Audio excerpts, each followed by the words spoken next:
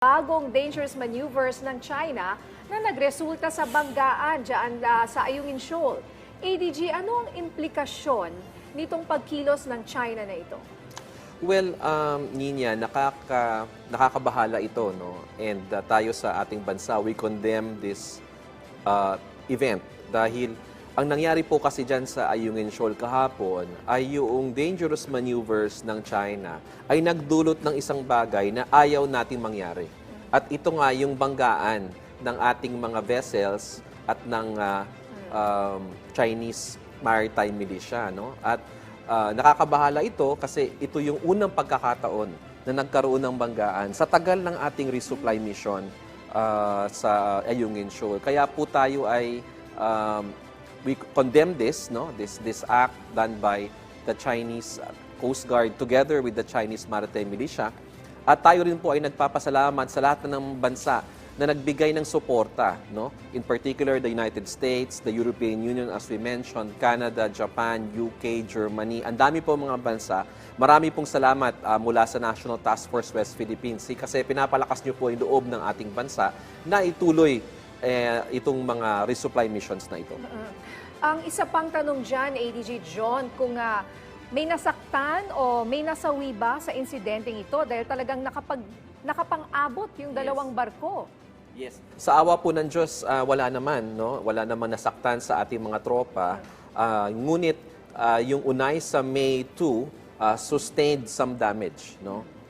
Pero hindi naman ito yung dahilan kung bakit hindi siya makatuloy sa kanyang resupply mission. It just so happened na nakwadro siya, no? Kumbaga nakoral siya ng combined force ng Chinese Maritime Militia at ng Chinese Coast Guard, kaya hindi na siya nakatuloy pa. But meron damage that she sustained at yung mga crew doon ay pinalipat na lang natin sa Philippine Coast Guard para makauwi ng maayos sa Palawan. At yung barko na gamit nila, nakauwi din ng maayos? Yes, nakauwi. Sa kabila nung damage na yon, ADG John? That's right.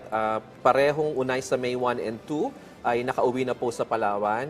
Wala pong casualty sa ating mga kababayan, mga tropa natin. And both Philippine Coast Guard vessels ay nakauwi na rin. Ngunit yung Cabra po ay may tama din, kumbaga. At pinakita namin yan kanina in our press conference sa National Security Council. Pinakita natin yung matinding tama din ng Philippine Coast Guard, BRP Cabra.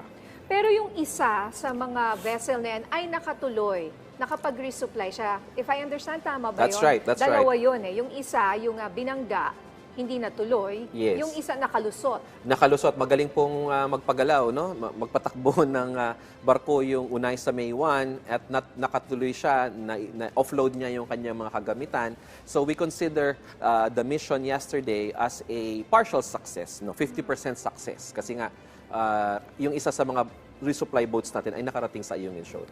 Pero ito, ADG John, sinabi ng China na di umano'y naaayon sa batas ang kanilang pag-block sa Philippine vessels na magdadala daw ng construction material sa BRP Sierra Madre. Ano po ang masasabi ninyo rito? You know, Nina, kami sa NTFWPS ay parang sanay na sa mga ganyang kasinungalingan or yung tinatawag na false narratives coming from the People's Republic of China. In fact, naalala mo, noong pinutol natin yung barrier, ang sabi nila, ito daw ay self-stage, no? Gawa-gawa lang daw ng Pilipinas at hindi daw totoo na tinanggal natin yung barrier na sila naglagay sa Bajo de Masinloc, no? So, kumbaga, kung minsan ayaw na namin sagutin itong mga paratang na ito or yung mga claim nila because wala namang katotohanan and siguro ang sasabihin na lang namin sa ating mga kababayan, let's just take it with a grain of salt, with enough skepticism kasi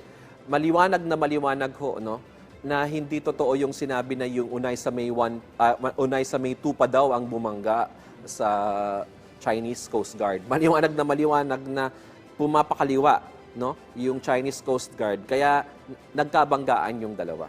At isa pang tanong ng marami, ADG, dahil sa insidenteng ito, posible bang ma-invoke daw ang Mutual Defense Treaty ng Pilipinas at Amerika?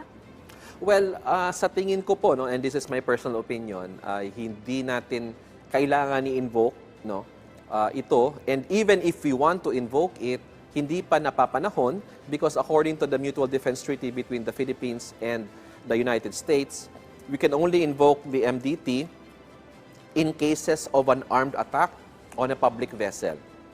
No? So ibig pong sabihin, whether it be a Philippine Coast Guard, a Philippine Navy, a BFAR vessel, kung meron pong armed attack dito, that is the only time that we can invoke the Mutual Defense Treaty. Pero nagpapasalamat pa rin po tayo sa US dahil kaninang umaga or kahapon, nagpalabas mismo ang tagapagsalita ng US State Department that their commitment to the Philippines is 100% and they reaffirm the provisions of the Mutual Defense Treaty.